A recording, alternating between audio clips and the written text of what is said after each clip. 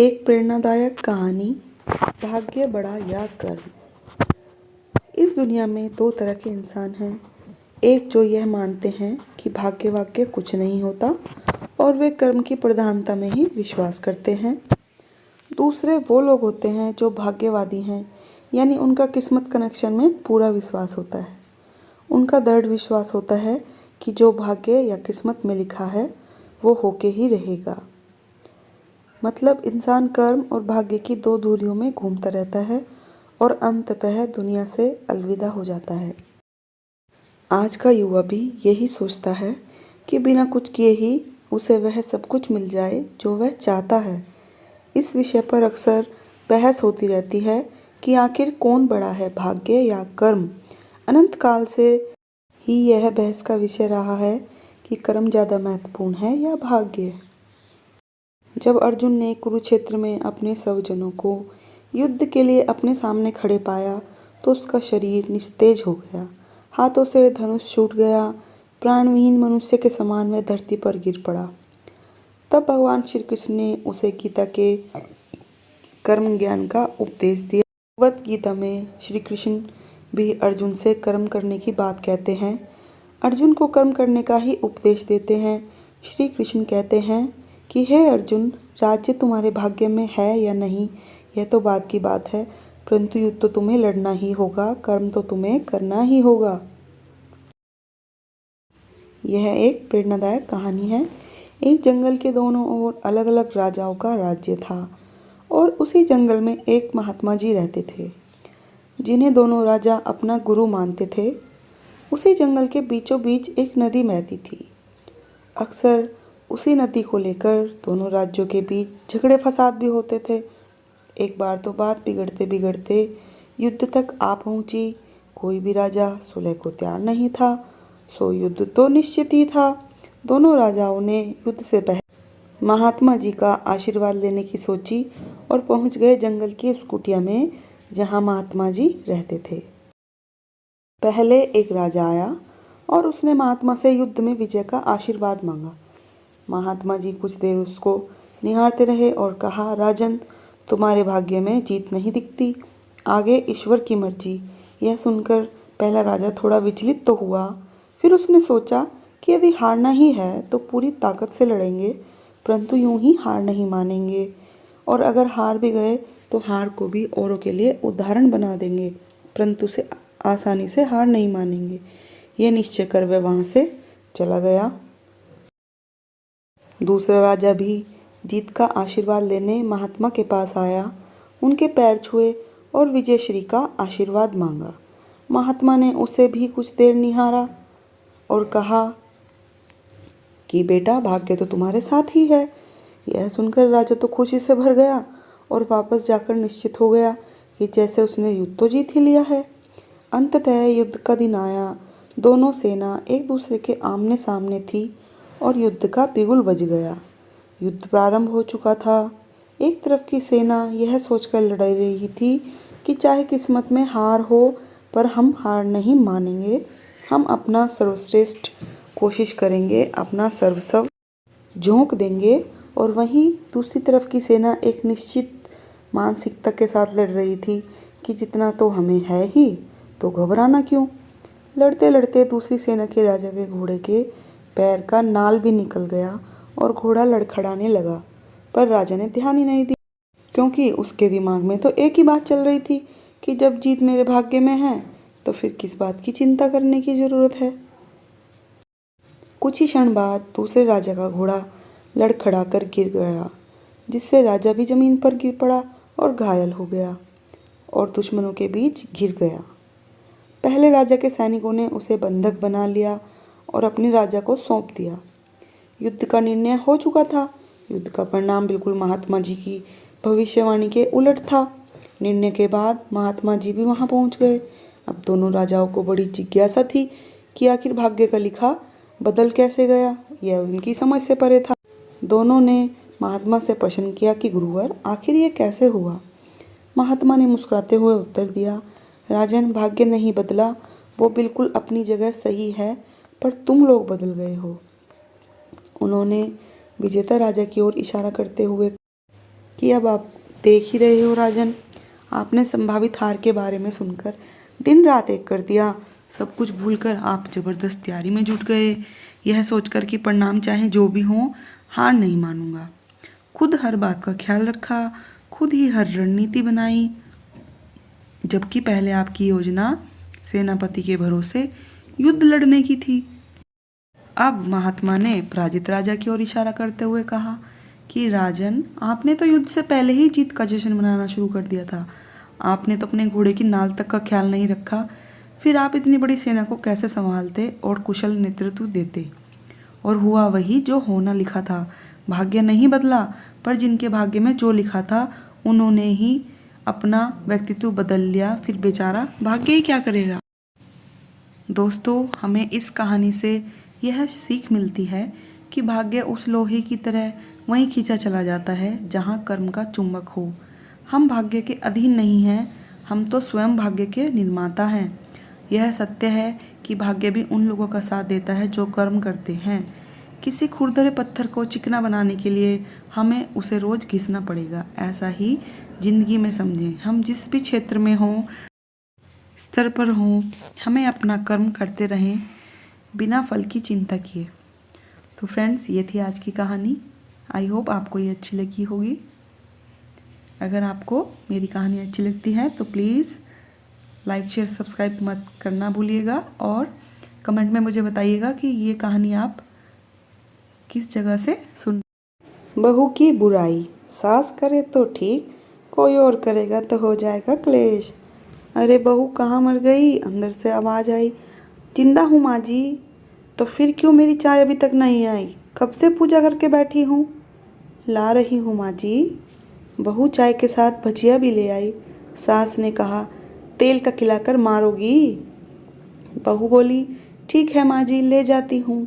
सास ने कहा, रहने दे, अब बना दिया है तो खा ही लेती। सास ने भजिया उठाई और बोली, अरे कितनी गंदी भजिया बनाई है तुमने। बहू, माँ जी मुझे कपड़े धोने हैं, मैं जाती हूँ। बहू दरवाजे के पीछे छिपकर खड़ी हो गई। सास भजिया पर टूट पड़ी और पूरी भजिया खत्म कर दी। बहू मुस्कुराई और अपने काम पर चली गई। दोपहर के खाने का वक्त हुआ तो माताजी ने फिर आवाज़ लगाई, कुछ खाने को मिलेगा? बहू ने आवाज़ नहीं दी।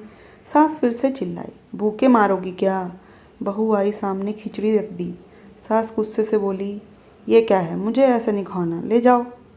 बहू बोली, माँ जी डॉक्टर ने दिन में खिचड़ी खाने को कहा है, खाना तो पड़ेगा ही। सास मुंह बनाते हुए, हाँ तू मेरी माँ बन जा। बहू फिर मुस्कुराई और चली गई। आज इनके घर पूजा थी।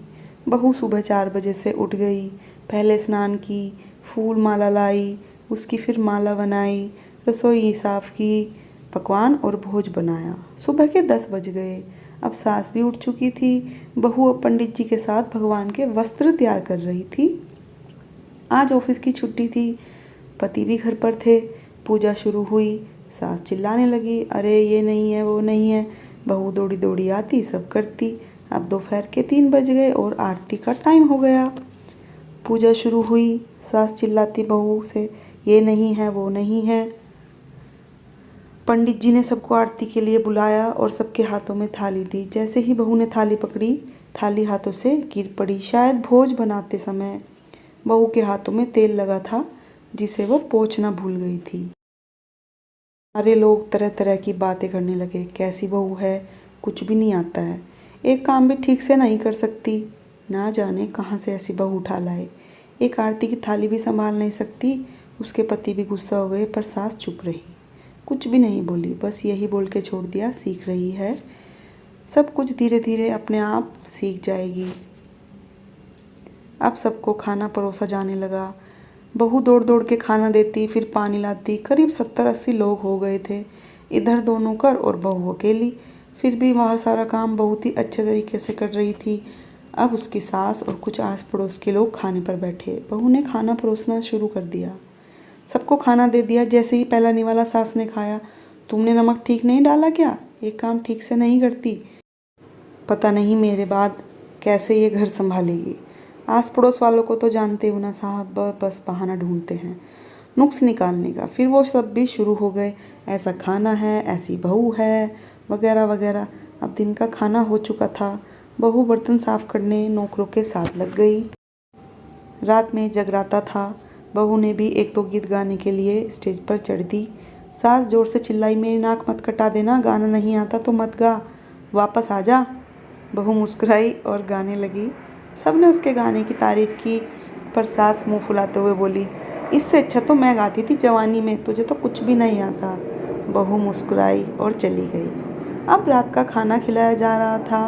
उसके पति के ऑफिस के दोस्त साइड में ही ड्रिंक करने लगे। उसके पति चिल्लाते हुए बोले, बर्फ़ लाओ, तो सास चिल्लाती, यहाँ दाल नहीं है। कोई चिल्लाता, कोल्ड ड्रिंक नहीं है, पापड़ ले आओ। इधर उधर आखिर में उसके पति की शराब गिर पड़ी उसके एक दोस्त पर और बोतल टूट गई। पति गुस्से में दो झापड़ अपनी पति को लगाते हुए कहता है, जाहिल कहीं की, देखकर कुछ भी नहीं कर सकती, तुझे इतना सा भी काम नहीं आता। सारे लोग देखने लगे। पत्नी रोते हुए कमरे की तरफ दौड़ी। उसके दोस्तों ने कहा, क्या यार, पूरा मूड ख़राब कर दिया, यहाँ नहीं बुलाता हमको, हम कहीं और पार्टी कर लेते। कैसी अनपढ़ बीवी गंवार लाया है, मेहमानों की इज्जत और काम कुछ भी नहीं आता, तूने तो हमारी बेइज्जती कर दी। बस फिर क्या था, अब तो आस पड़ोस की औरतों को बहाना मिल गया। कहने लगी, देखो क्या कर दिया तुम्हारी बहू ने, कोई काम की नहीं है। मैं तो कहती हूँ अपने बेटे की दूसरी शादी करा दो, छुटकारा पाओ इस गंवार से। सास उठी और अपने बेटे के पास जाकर उसे थप्पड़ मारे और बोली, नालायक, तुमने मेरी बहू को मारा, तेरी हिम्मत कैसे हुई, तेरी टांगें तोड़ दूंगी। उसके बेटे के दोस्त कुछ कहने ही वाले थे कि उसकी माँ ने घूरते हुए कहा, चुप हो जाओ, बिल्कुल चुप, यहाँ दारू पीने आए हो, जबकि पता है आज पूजा है और तुम्हें पार्टी करनी है। क्या सिखाया तुम्हारे माँ बाप ने, कैसे संस्कार दिए हैं, बिल्कुल घटिया हो। और किसने मेरी बहू को जाहिल बोला, इधर आओ जरा, चप्पल से मारूंगी अगर मेरी बहू को किसी ने गलत शब्द कहा। अरे पापी, तूने उस लड़की को बस इसलिए मारा कि तेरी शराब की बोतल टूट गई। वो बच्ची सुबह 4 बजे से उठी है, घर का सारा काम कर रही है, ना सुबह नाश्ता किया, ना दिन का खाना खाया, फिर भी हंसते हुए, सबकी बातें सुनते हुए, ताने सुनते हुए घर के काम में लग रही है। तेरे यार दोस्तों को वो अच्छी नहीं लगी, जूते से मारूंगी ऐसे दो दोस्तों को जो कभी उन्होंने ऐसा सुनकर उसके यार दोस्त चुपके से खिसक लिए। अब सास बहू के कमरे में गई और बहू का हाथ पकड़कर बाहर लाई। सबके सामने कहने लगी, किसने कहा था अपनी बहू को घर से निकाल के दूसरी बहू ले आओ, आओ जरा सामने, बताती हूँ राजी। कोई सामने नहीं आया। फिर सास ने कहा, तुम जानते भी क्या हो इस लड़की के बारे में, ये मेरी माँ भी है और बेटी भी। माँ इसलिए मुझे गलत काम करने पर डांटती है और बेटी इसलिए कभी कभी मेरे दिल की भावनाएं समझ जाती है। मेरी दिन रात सेवा भी करती है, 1000 बातें सुनाती हूँ तो एक शब्द भी गलत नहीं कहती, ना सामने ना पीठ पीछे, और तुम कहते हो दूसरी बहू ले आऊं। याद है ना छुटकी की दादी, अपनी बहू की करतूत, सास ने गुस्से से पड़ोस की महिला को कहा। अभी पिछले हफ्ते ही तुम्हें मियाँ बीवी भूखे छोड़कर चले गए थे और मेरी इसी बहू ने 7 दिन तक तुम्हारे घर पर खाना पानी, यहाँ तक कि तुम्हारे पैर भी दबाए, और तुम इसे जाहिल बोलती हो। जाहिल तो तुम सब हो जो कोयले और हीरे में फ़र्क ही नहीं जानते। अगर आइंदा मेरी बहू के बारे में किसी ने एक लफ्ज़ भी बोला ना, तो मुझसे बुरा कोई नहीं होगा, क्योंकि ये मेरी बहू नहीं, मेरी बेटी है।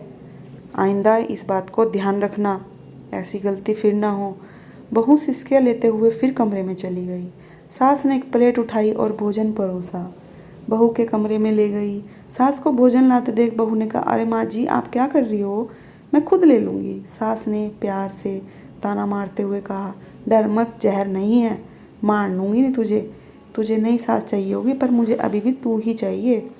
बहू ने अपनी सास को रोते हुए गले से लगा लिया और कहा, चल खाना खा ले और फिर मेरे पैर दबाने आ जाना। ये ख्याल मन में मत लाना कि सास पैर बोलती है किसी दिन इसका गला दबा दूंगी, क्योंकि मैं भी यही सोचती थी। और दोनों खूब हंसने लगे। तो दोस्तों, कैसी लगी आपको आज की कहानी। ये रिश्ता ही ऐसा है, खट्टा मीठा रिश्ता भी आप इसको कह सकते हैं। अगर आपको मेरी कहानी अच्छी लगती है तो प्लीज़ लाइक शेयर सब्सक्राइब करना मत भूलिएगा। आपके सपोर्ट से ही हम लोगों को मोटिवेशन मिलता है। Thank you. बहुत समय पहले की बात है। किसी गांव में एक गरीब ब्राह्मण रहता था। एक दिन उस ब्राह्मण के घर कुछ अतिथि आए। ब्राह्मण की स्थिति इतनी खराब थी कि उन अतिथियों को खिलाने के लिए घर में अनाज तक भी नहीं था। इस स्थिति को लेकर ही ब्राह्मण और उनकी पत्नी के बीच थोड़ी कहासुनी होने लगती है। इसी का नतीजा है कि आज घर में अतिथि आ खड़े हुए हैं और हमारे पास उन्हें खिलाने के लिए कुछ भी नहीं है। इस पर ब्राह्मण अपनी पत्नी से कहता है, कल कर्क संक्रांति है, मैं कल भिक्षा लेने के लिए दूसरे गांव जाऊंगा। वहां एक ब्राह्मण ने मुझे आमंत्रित किया है। वह सूर्यदेव की तृप्ति के लिए कुछ दान देना चाहता है। तब तक जो कुछ भी घर में है उसे आदर सत्कार के साथ अतिथियों के सामने रखो। ब्राह्मण की यह बात सुनकर वह कहती है, तेरी पत्नी होकर मैंने कभी सुख नहीं भोगा, न कभी खाने को मेवा मिष्ठान मिला, न ही ढंग के वस्त्र और आभूषण। आज तू कह रहा है कि जो भी घर में पड़ा हो वो अतिथियों के समक्ष रख दो। जब कुछ है ही नहीं तो मैं उनके सामने क्या रख दूं? पड़े हैं तो बस एक मुट्ठी तिल, तो क्या अतिथियों के सामने सूखे तिल रखना अच्छा लगेगा? पत्नी की यह बात सुनकर ब्राह्मण कहता है, ब्राह्मणी, तुम्हें ऐसा बिल्कुल भी नहीं कहना चाहिए। कारण यह है कि इच्छा के अनुसार किसी भी मनुष्य को धन की प्राप्ति नहीं होती है। जरूरी है तो पेट भरना, और पेट भरने योग्य अनाज तो मैं ले ही आता हूँ। अधिक धन की चाहत अच्छी नहीं। ऐसी इच्छा का तुम्हें त्याग कर देना चाहिए। अधिक धन की इच्छा के चक्कर में मनुष्य के माथे पर शिखा बन जाती है। माथे पर शिखा वाली बात सुनकर ब्राह्मणी बड़े ही आश्चर्य से ब्राह्मण से पूछती है, अधिक धन की इच्छा में माथे पर शिखा हो जाती है? मैं कुछ समझी नहीं, जो भी कहना है खुलकर कहिए। ब्राह्मणी के इस सवाल का जवाब देने के लिए ब्राह्मण अपनी पत्नी को शिकारी और गीदड़ की कहानी सुनाता है। ब्राह्मण कथा की शुरुआत करता है। एक दिन एक शिकारी जंगल में शिकार की खोज कर रहा था। जंगल में कुछ दूर आगे बढ़ने के बाद शिकारी को एक काले रंग का पहाड़ जैसा विशाल सूअर दिखाई देता है। सूअर को देखते ही शिकारी अपना धनुष उठा लेता है और कमान खींचते हुए सूअर पर निशाना लगा देता है। कमान से निकला हुआ तीर तीव्र गति से सूअर को घायल कर देता है। घायल होने पर सूअर चिंघाड़ता हुआ शिकारी पर पलटवार कर देता है। सूअर के तीखे दांतों से शिकारी का पेट फट जाता है और दोनों वहीं के वहीं खत्म हो जाते हैं। इसी बीच खाने की तलाश में भटकता हुआ एक भूखा गिद्दड़ वहां से होकर गुजरता है जहां शिकारी और सूअर का शव पड़ा हुआ था। बिना मेहनत इतना सारा भोजन देख गिद्दड़ मन ही मन बहुत खुश होता है और मन में ही मन सोचता है, आज तो ईश्वर की बड़ी कृपा हुई जो इतना अच्छा और अधिक भोजन एक साथ मिल गया। अब मैं इसे धीरे धीरे और आराम से खाऊंगा ताकि लंबे समय तक उपयोग कर सकूं। इस तरह मैं इस भोजन के साथ लंबे समय तक अपनी भूख को शांत भी रख पाऊंगा। इन सभी का विचार करते हुए गीदड़ सबसे पहले छोटी छोटी चीज़ों को खाना शुरू कर देता है। तभी उसे शिकारी के मर्द शरीर के पास धनुष पड़ा दिखता है। गीदड़ के मन में पहले उसे ही खाने का विचार आता है और वह धनुष पर चढ़ी डोरी को अपने दांतों से चबाने लगता है और फिर गिदड़ के चबाने से धनुष पर चढ़ी डोर टूट जाती है और डोर के टूटने से धनुष का एक सिरा वेग के साथ गिदड़ के माथे को भेदता हुआ ऊपर निकल आता है। गिदड़ के माथे को भेदकर धनुष का जो सिरा गिदड़ के सिर पर निकल आया है वह ऐसा प्रतीत होता है मानो गिदड़ के माथे पर शिखा हो और उसकी ऐसे मृत्यु हो जाती है। इतना कहते हुए ब्राह्मण कहता है, ब्राह्मणी, इसीलिए मैं कहता हूँ कि ज़रूरत से अधिक लोभ से माथे पर शिखा आ जाती है। यह कथा सुनने के बाद ब्राह्मणी कहती है, ठीक है जी, अगर ऐसी बात है तो घर में जो मुट्ठी भर तिल पड़े हैं उन्हीं से मैं अतिथियों को खिला देती हूँ। ब्राह्मण की बात सुनकर ब्राह्मण संतुष्ट होता है और भिक्षा मांगने के लिए घर से बाहर निकल जाता है। वहीं ब्राह्मणी भी घर में पड़े तिल को धूप में सुखाने के लिए फैला देती है। तभी कहीं से कुत्ता आ जाता है, उन साफ तिलों पर पेशाब कर देता है जिससे सभी तिल खराब हो जाते हैं। तिल के खराब हो जाने पर ब्राह्मणी काफ़ी परेशान हो जाती है और सोचती है, यही तो तिल थे जिन्हें पकाकर मैं अतिथियों को खिला सकती थी। अब मैं क्या करूं? काफ़ी देर सोचने के बाद ब्राह्मणी को एक तरीका सूझा। उसने सोचा कि अगर वह गंदे तिलों के बदले साफ तिल देने की बात कहेगी तो कोई भी आसानी से मान जाएगा, साथ ही किसी को भी इन तिलों के खराब होने की बात पता नहीं चलेगी। इस विचार के साथ वह उन्हें लेकर घर घर घूमने लगी। ब्राह्मणी की आवाज़ सुनकर एक महिला वह तिल लेने के लिए तैयार हो गई, लेकिन उस महिला का पुत्र अर्थशास्त्र पढ़ा हुआ था। उसने अपनी माता से कहा कि इन तिलों में जरूर कोई खोट होगी, वरना कौन साफ सुथरे तिलों को गंदे तिलों के बदले देने के लिए तैयार होगा। पुत्र की यह बात सुनकर महिला ने ब्राह्मणी के तिलों को लेने से मना कर दिया।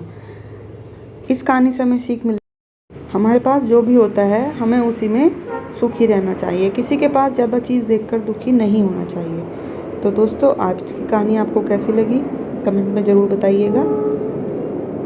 और thank you for your watching and thank you for your all support.